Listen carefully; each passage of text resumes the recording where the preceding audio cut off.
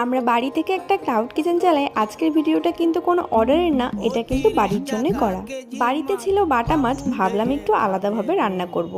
মাছগুলো হলুদ লবণ তেল দিয়ে মাখানোর পর ভালো করে ফ্রাই করে নিচ্ছি। আর তারপরে ঝোলের জন্য এখানে দিলাম আলুগুলো ভাজা হয়ে যাওয়ার পরে একটু ডাঁটা দিলাম। এরপর দিয়ে দিলাম কয়েকটা কাঁচা লঙ্কা আর টমেটো। সবগুলো কিন্তু ভালো করে ফ্রাই করে নেওয়ার পরে দিলাম হচ্ছে জিরে বাটা আদা বাটা।